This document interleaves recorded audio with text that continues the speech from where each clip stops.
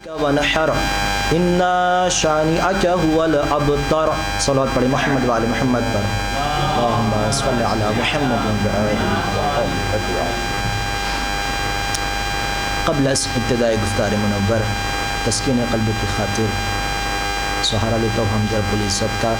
تمام حمد و ثنا ہے اس خالق کون و مکان کی بارگاہ عظیم میں جس کی مخلوقات عظیم اور جو عظمتوں کا خلق کرنے والا ہے، جس نے چراغ عظیم کو خلق کیا تو محمد و آل محمد کے صدقے، جس نے مہتاب حسین کو خلق کیا تو محمد و آل محمد کے صدقے، اور جس نے باد نسیم میں سکون کو رکھا تو محمد و آل محمد کے صدقے.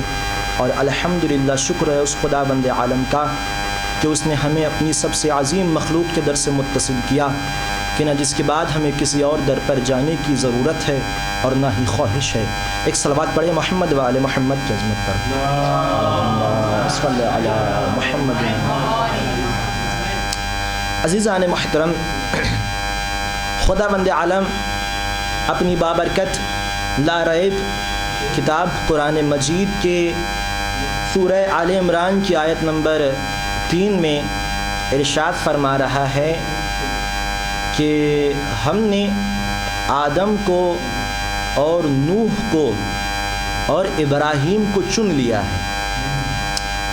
یہاں خدا بند عالم کا چننا، جو اس نے 3 ہستیوں کو چنا ہے اور اس کے بعد بقیہ ہستیاں بھی ان میں شامل ہیں، یہ خدا بند عالم کا چننا یہاں پر یعنی زمین پر اپنے خلفاء اور اپنے جانشین کو پہچانوانا ہے.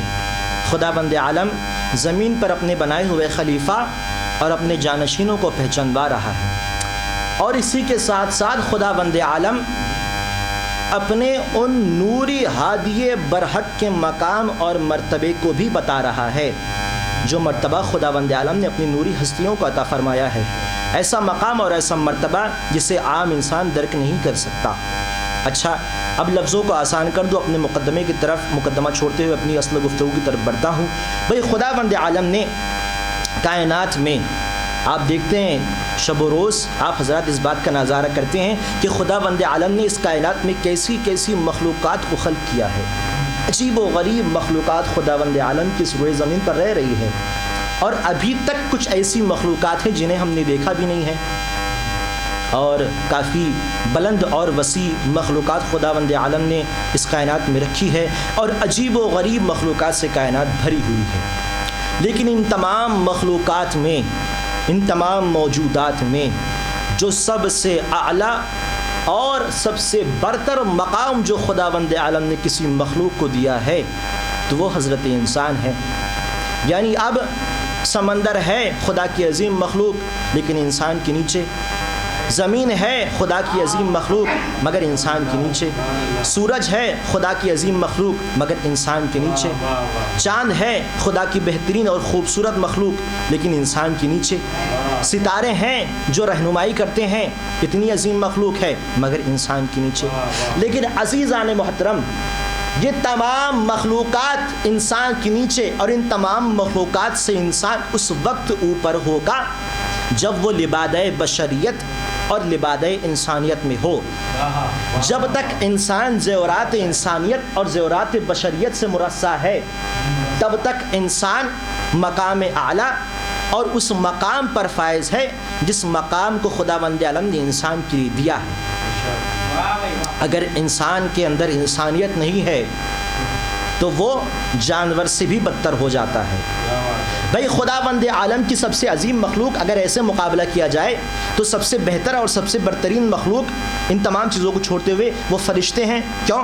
کیونکہ کہیں گے آقا جان فرشتے خدا بند عالم کی سب سے زیادہ عبادت کیا کرتے ہیں، فرشتے خدا کی سب سے بہترین عبادت کرتے ہیں. اگر ایسے انسانوں کا اور فرشتوں کا مقابلہ کیا جائے تو فرشتے انسانوں سے زیادہ عبادت کرتے ہیں، اور عبادت بھی ایسی عبادت کہ اگر سجدے میں رہنے کا حکم دے دیا جائے تو سال ہا سال سجدے میں رہا کرتے ہیں، اگر رکوع میں رہنے کا حکم دے دیا جائے تو سال ہا سال رکوع میں رہتے ہیں.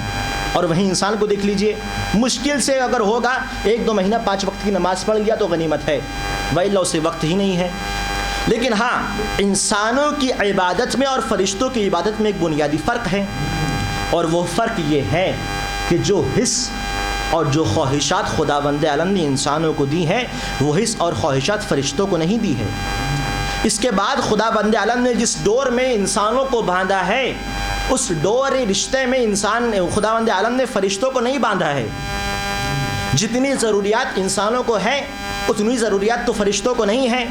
بھائی انسان کے پاس ایک پیٹ ہے جسے بھرنے کے لیے کھانا حاصل کرنا پڑتا ہے اور غذا حاصل کرنے کے لیے کمانا پڑے گا۔ فرشتوں کو یہ بھوک کی خواہشات تو نہیں ہیں۔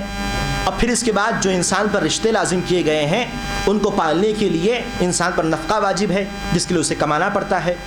اب ان تمام خواہشات اور ان تمام ضروریات کے باوجود اگر ایک انسان ان تمام خواہشات پر اطاعت رب العزت اور عبادت رب العزت کو ترجیح دیتا ہے تب انسان مقام انسانیت پر ہے، تب انسان درجہ اشرف المخلوقات پر فائز ہے۔ اگر انسان ان تمام چیزوں پر یا پھر دنیا کی تمام چیزوں پر، دنیا کو عبادت پر اگر ترجیح دے دے تو انسان جانور سے بھی بدتر ہو جاتا ہے۔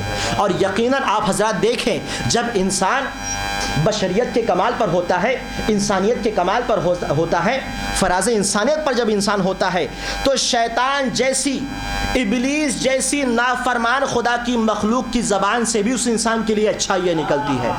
بھئی آپ حضرات نے غور نہیں کیا کربلا کے میدان میں جب ابلیس نے جلتی ہوئی زمین پر زہرا کے لال کا اتنی قربانیاں دینے کے باوجود سیدہ کا لال صبح عاشور سے لے کر عصر عاشور تک کتنی قربانیاں دے چکا تھا، اس کے باوجود سیدہ کے لال کے بدن پر نہ جانے کتنے زخم تھے، سر تہے خنجر تھا، گردن تہے خنجر تھی، مگر اتنی قربانیوں کے باوجود جب میرے مولا حسین نے کربلا کی جلتی ہوئی زمین پر اپنا آخری سجدہ کیا ہے اور اس سجدے کو جب ابلیس نے دیکھا ہے تو بارگاہ رب العزت کی طرف متوجہ ہوا اور دستے در جوڑ کر کہنے لگا اے خداوند عالم اگر تو نے اس وقت مجھے اپنے اس خلیفہ کا سجدہ دکھا دیا ہوتا تو میں اس وقت تیرے خلیفہ کا سجدہ کرنے سے انکار نہ کرتا۔ اللہ اکبر، یہ ہے مقام انسانیت، یہ ہے فراز انسانیت۔ اگر انسان انسانیت کے اس مقام پر ہو تو تمام مخلوقات اس کے نیچے ہے۔ اچھا پھر اس کے بعد خداوند عالم نے اپنی انہی عظیم مخلوقات میں ان نوری ہستیوں کو بھی رکھا ہے جن کے ہونے سے دنیا قائم ہے، اگر وہ نہ ہو تو دنیا نہ رہے۔ اچھا اور ان نوری مخلوقات کی تعداد 1,24,000 ہیں، ٹھیک ہے۔ ان نوری مخلوقات میں جو سب سے پہلا لیول کسی مخلوق کا ہے تو وہ ہے نبی۔ آپ حضرات طالب علم مجھے اس بات کی وضاحت کرنے کی ضرورت نہیں لیکن پھر بھی وضاحت کی دیتا ہوں تاکہ وقت تھوڑا سا کھنچ جائے۔ بہرحال لفظ نبی کا مصدر جو ہے وہ نبا ہے۔ نبا کا مطلب جس لفظ سے نبی نکلا ہے اس کا مصدر نبا ہے۔ نبا کا مطلب ہے بلندی۔ اب جیسے کہ مصدر ہی بلندی ہے تو اس سے نکلنے والے مشتقات بھی بلند ہی ہوں گے۔ اب جب یہ لفظ ہی بلند ہے تو جس ذات سے لفظ مخصوص ہے اس کا کیا مقام ہوگا، اس کا کیا مرتبہ ہوگا؟ بھائی تاریخ کہتی ہے کہ نبی وہ مقام ہے جس مقام تک عام انسانوں کی رسائی نہیں، یعنی مخلوقات میں سب سے بلند ہے انسان۔ انسان کے مقام کو کوئی اور دوسری مخلوقات نہیں پہنچ سکتی۔ انسانوں میں سب سے بلند ہے نبی جن کے مقام تک عام انسان نہیں پہنچ سکتا۔ اب 1,24,000 نبیوں میں سب سے بلند ہے رسول۔ رسول کا مقام نبیوں سے زیادہ بلند ہے۔ کیوں؟ فرق واضح کرتا چلوں، کیونکہ نبی وہ ہے جس کے اوپر خداوند عالم کی طرف سے کوئی نیا حکم آئے یا نہ آئے، بہرحال اسے خدا کے پیغام کو پہنچانا ہے اور خدا کے پیغام کو عوام کے درمیان مشہور کرنا ہے اور اسے نصب کرنا ہے۔ اور رسول ہوتا ہے جس کے پاس خداوند عالم کی طرف سے کوئی شریعت نازل ہوتی ہے، اسے اس شریعت کے مطابق پیغام الہی کو عوام کے درمیان پہنچانا ہوتا ہے۔ یہ دونوں کے درمیان فرق ہے جس بنیاد پر رسول نبیوں سے زیادہ افضل ہے۔ اچھا اب ان 313 رسولوں میں سب سے زیادہ بلند ہے اولو العزم پیغمبر۔ اولو العزم پیغمبر کیوں بلند ہے؟ کیونکہ ان کے پاس شریعت تو ہوتی ہی ہے لیکن شریعت کے ساتھ ساتھ ایک کتاب بھی ہوتی ہے، لہذا صاحب کتاب نبیوں کو، صاحب کتاب رسولوں کو اولو العزم پیغمبر کہا جاتا ہے۔ تو اب پتہ یہ چلا عزیزان محترم، مخلوقات میں سب سے زیادہ بلند ہے انسان، جس کا مقام کوئی اور دوسری مخلوق نہیں لے سکتی۔ انسانوں میں سب سے زیادہ بلند ہے نبی، جس کے مقام تک عام انسان کی رسائی نہیں۔ نبیوں میں سب سے زیادہ بلند ہے رسول، جن کے مقام تک نبیوں کی رسائی نہیں۔ اور ان رسولوں میں سب سے زیادہ بلند ہے اولو العزم پیغمبر، جن کے مقام تک عام انسانوں کی بات تو دور، نبی تک نہیں پہنچ سکتا، نبی کے بات تو چھوڑیے رسول تک نہیں پہنچ سکتا۔ اما جب اولو العزم پیغمبروں کا مقام اور مرتبہ یہ ہے کہ ان کے مقام تک دنیا میں کوئی بھی مخلوق نہیں پہنچ سکتی، جب اولو العزم پیغمبر کا مقام یہ ہے تو ذات مقدسہ کے مقام کا ذرا اندازہ لگائیے، جس ذات خداوندی نے جس ذات کو خداوند عالم نے اس مقام پر رکھا ہے کہ 1,24,000 نبیوں کو خداوند عالم نے اس کے پسینے کے قطروں سے خلق کیا ہے، اس ذات کا مقام کیا ہوگا؟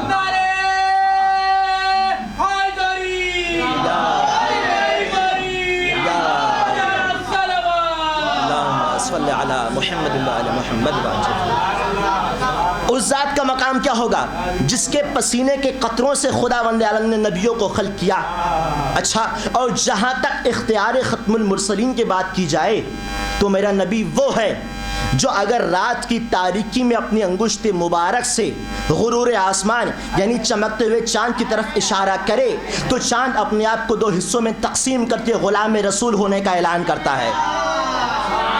میرا رسول وہ ہے جس کی ہتھیلیوں پر اگر بے جان کنکریاں آ جائے تو اس کی ہتھیلی پر گویا ہو کر اس کے سچے ہونے کی گواہی دیا کرتی ہے۔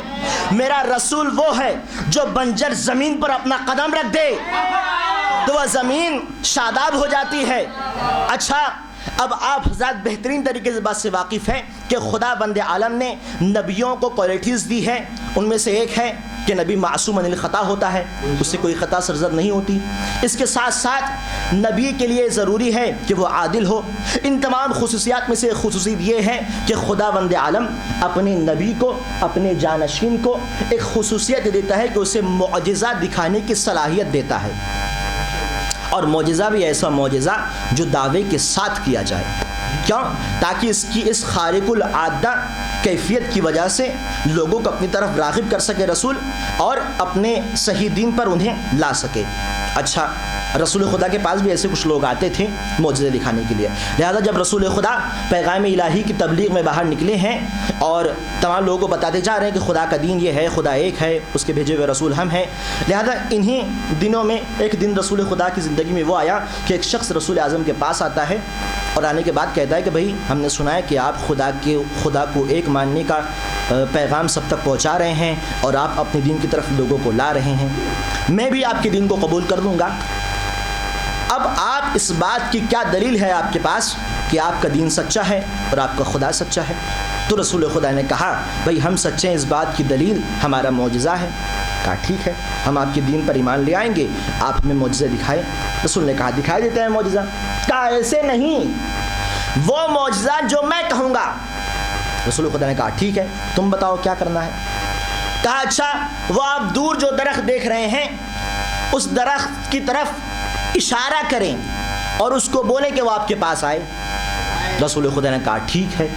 اب میرے رسول نے اپنے انگشت مبارک کو بلند کیا اور درخت کی طرف اشارہ کیا اور حکم خدا بندی سے اس درخت سے کہا کہ میرے پاس آ۔ بس چونکہ حکم ختم المرسلین تھا، خدا کی حجت کا حکم تھا، درخت اپنی جگہ سے حرکت کر کر رسول خدا کے پاس آیا۔ اب اس کی آنکھیں چکا چوندھ رہ گئی۔ کہا ٹھیک ہے، اب اس سے کہو کہ واپس چلا جائے۔ کہا ٹھیک ہے، رسول خدا نے کہا واپس چلے جاؤ۔ درخت واپس چلا گیا۔ اب بھی اس کے دل میں ٹھنڈک پیدا نہیں ہوئی۔ کہا اب ایسا کرو، اس سے کہو کہ آدھا وہیں رہے آدھا چلا آئے۔ کہا ٹھیک ہے، یہ بھی کر لیتے ہیں۔ اب رسول خدا نے کہا درخت سے کہ آدھا اسی جگہ پر رہے اور آدھا رسول خدا کے پاس آ جائے۔ تاریخ بیان کرتی ہے آدھا درخت وہی رہا، آدھا درخت رسول خدا کے پاس چل کر آ گیا۔ بھائی اس واقعے سے کچھ پتا چلے نہ چلے، ایک قانون تو ہمارے ہاتھ میں آ گیا۔ جیسے میں نے درخت کی حالت دیکھی، میں نے درخت سے کہا رائے درخت تو بے جان ہے، تیرے ایمان پر میرے لاکھوں سلام. جب تجھے رسول نے کہا کہ اے درخت حکم خدا بندی سے میرے پاس آ جا, درخت چل کر رسول خدا کے پاس آیا. جب رسول نے کہا واپس چلا جا, تو رسول کے کہنے پر واپس چلا بھی گیا. بھائی تو بے جان تھا, تجھے رسول نے بلایا, تو آیا, تجھے رسول نے کہا چلا جا, تو چلا گیا. ارے میں کہوں گا مسلمانوں, تمہاری غیرت کو کیا ہو گیا؟ تم تو زندہ بھی تھے, رسول تمہیں جنگ کے میدان میں کہتا رہا آ جاؤ آ جاؤ, تم بھاگتے رہے, تم بھاگتے رہے. صلوات پڑھیں محمد و آل محمد.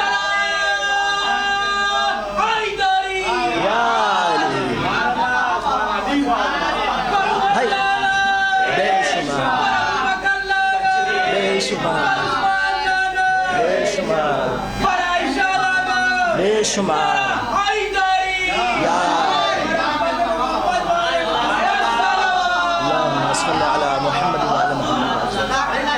بھائی بے جان درخت کا ایمان کتنا مضبوط ہے.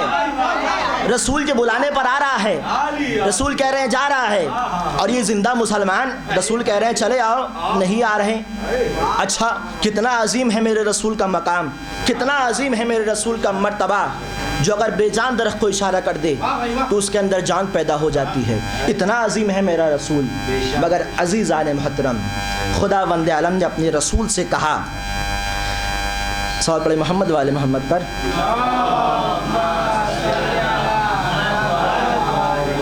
خدا وند عالم اپنے رسول سے کہہ رہا ہے حدیث قدسی میں کہ اے رسول, اگر آپ نہ ہوتے تو ہم نہ زمین کو بناتے نہ آسمان کو بناتے, آپ ہیں تو ہم نے دنیا کو پیدا کیا ہے. اچھا پھر خداوند جلال نے آگے بڑھ کے کہا کہ اگر علی نہ ہوتے تو میں تمہیں بھی خلق نہ کرتا.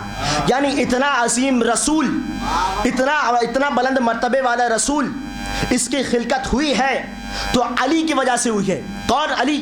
یہ وہی علی ہے جس کی چاہت رسول اکرم نے کی تھی. یہ وہی علی ہے جس کی ولادت نے خانہ کعبہ کو بتوں سے پاک کر دیا. یہ وہی علی ہے جس کی ذوالفقار کا مقروض اسلام ہے. یہ وہی علی ہے جو محافظ اسلام ہے.